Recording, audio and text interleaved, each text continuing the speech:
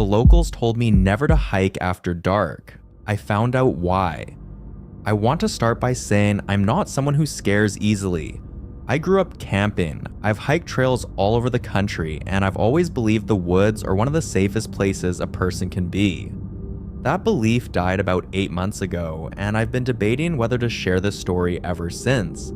I know what I saw, I know what I heard, and I need to get it out, because carrying this alone is starting to mess with my head. My name is Jake. I'm 24. About a year ago, I packed everything I owned into my truck and moved to a tiny town called Harlow Creek in rural Pennsylvania. Population maybe 600, counting the farms on the outskirts. I'd spent my whole life in Pittsburgh, and I was done with it. Done with the noise, the traffic, the feeling of being surrounded by people, but somehow completely alone. A college buddy who'd grown up near Harlow Creek kept telling me about it. Cheap rent, friendly people, incredible forests. He wasn't wrong on any count. I got a job at the local hardware store within my first week. The owner, a big quiet guy named Dale, was one of those old school types who didn't say much but meant every word he did say. The town had one diner, one bar, a gas station, and a church. That's it. No grocery store bigger than a corner shop, no movie theater, no real nightlife. And I loved every bit of it. It felt like exhaling after holding my breath for years. The forests around Harlow Creek are something else entirely. Miles of dense pine and oak cut through with creek beds and old logging roads that haven't seen a truck in decades. On my days off, I'd lose myself out there for hours. It was exactly what I'd moved there for. But within my first 2 weeks, I noticed something. Whenever I mentioned hiking, especially at night, people got quiet. Not rude, not dismissive, just quiet in that particular way people get when they're deciding how much truth to give you. They'd change the subject or offer some vague warning that never quite explained itself. The first time it happened was at the diner. I was chatting with a waitress named Patrice who'd lived in Harlow Creek her whole life, and mentioned I was thinking about a sunset hike, maybe staying out past dark to stargaze. She put down her coffee pot and looked at me, the warmth draining out of her face for a second. "You don't want to be in those woods after dark, hun?" I laughed and asked why. She just shook her head. "Just trust me on that one," she said, and walked off like the conversation had never happened. I figured it was a wildlife thing. Bears, coyotes, maybe one of those old mountain lion rumors every rural town seems to have.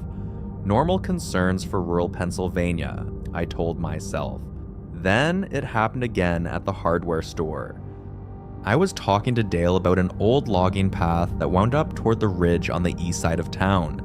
He nodded along, then said, without looking up, "Just make sure you're back before sundown." "Why?" I asked. He looked at me for a long moment. "Because nothing good happens up there after dark." I pressed him. "Dale, what does that mean? Is it dangerous? Has something happened?" He handed me my change.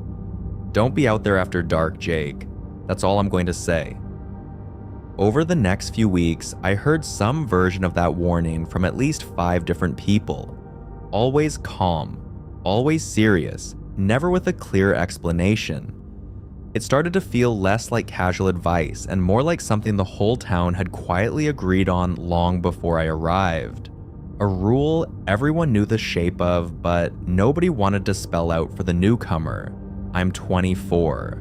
I'm stubborn. And honestly, the warnings made me more curious, not less. It was a Friday in October when I finally went anyway.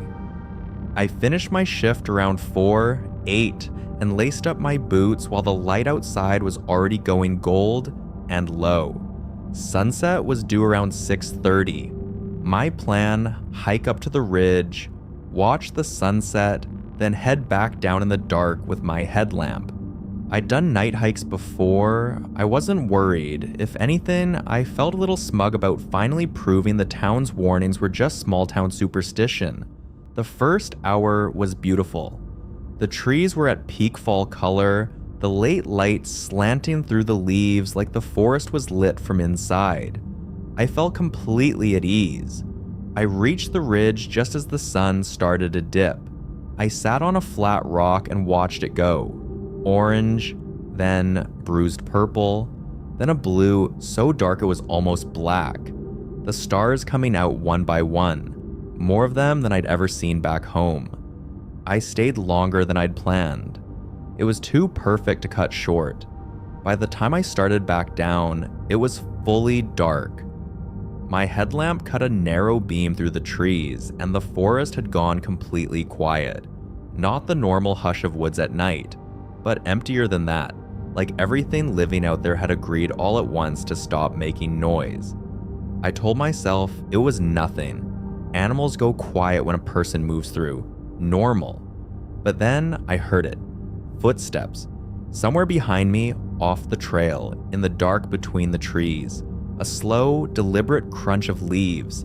Not an animal, which moves in bursts or freezes outright. This was steady. Measured. Like someone walking and not caring whether I heard them. I stopped. The footsteps stopped. I started again. They started again, matching my pace almost exactly. My heart was pounding, but I forced an even stride. I didn't want to run. Something told me running was the wrong move, so I kept my eyes forward and kept walking like everything was fine. Then, the footsteps moved closer. Not rushing, just closer, like whatever was back there was narrowing the gap on purpose. I spun around and swept my headlamp into the trees. Nothing. Just darkness beyond the reach of the beam. I stood still and listened. A long, heavy silence, the kind that makes you painfully aware of your own breathing. Then, from maybe 30 feet to my left, a voice said, "You're on the wrong side of dark, son." A man's voice. Low, flat, unhurried. Not angry, not threatening in tone, which somehow made it worse. He said it the way you'd comment on the weather. I turned my light toward the sound. The beam swept across trunks until it landed on him. A man stood there, between two pine trees, maybe 25 feet away, tall, dressed in dark clothing that seemed to blend into the bark. He wasn't moving. He was just watching me, his face hidden in shadow even with my light on him. But I could see the outline clearly enough. Broad shoulders, still hands, a posture that suggested he'd already been standing like that a while before I ever turned around. He didn't flinch when the beam hit him. He didn't say anything else. He just watched while I stood there, frozen. We stayed like that for what felt like a full minute, though it was probably only seconds stretched thin by adrenaline. Then I turned and walked, fast, not quite running, but close. Behind me, the footsteps started again, same unhurried pace. Not chasing, just following, staying the same distance back no matter how fast I moved. I didn't look back again. I kept my eyes on the trail and fixed on the distant glow of the town streetlights at the bottom of the hill, using them like a lighthouse. The footsteps stayed with me the whole way down, patient and constant, and then, about a quarter mile from the tree line, they simply stopped, all at once, like someone had reached an invisible boundary and chosen not to cross it. I got back to my truck, locked the doors, and sat there shaking for 20 minutes before I trusted my hands enough to drive. The next morning, I went straight to the hardware store before Dale had even flipped the sign to open. I told him everything, my voice cracking more than once. When I finished, he didn't say anything right away, just stood behind the counter, jaw tight, looking past my shoulder. Then, he walked over, locked the front door even though it was barely past 8, and waved me into the back office. He told me that over the past 15 years, 4 people had gone missing in those woods. All of them last seen hiking after dark. None were ever found, No bodies, no gear, no scraps of clothing on branches, nothing for search parties to work with. The cases were technically still open with the county, but everyone in town understood that open didn't mean active. It meant unsolved and likely to stay that way. The working theory among the locals, and Dale was careful to call it only a theory, was that someone lived out there. Had been living out there for years, maybe longer. Someone who knew every fold of that forest better than the rangers, better than the hunters, better than anyone with a paycheck and a reason to map it properly. Someone who didn't take kindly to visitors after dark when the woods became, in some sense, his. There had been a handful of sightings over the years, scattered across different decades, different witnesses who'd never met. All described the same thing, almost word for word. A tall man in dark clothes standing motionless between the trees at night, watching, never approaching, never making a sound until he wanted to be heard. Then, without anyone seeing him leave, simply gone. Why didn't anyone tell me this straight out? I asked. Dale finally met my eyes. We tell everyone not to go out there after dark. We've been telling people that for 15 years in our own way. Most people listen. You didn't. I asked why nobody had ever caught whoever, or whatever it was. Why the police never turned up anything in 15 years of trying. He shook his head slowly. You go looking for one man in 200 square miles of forest who doesn't want to be found, who's had a decade and a half to learn every inch of it. You're not gonna find him. You're just going to waste good men trying. He paused, something in his face going distant.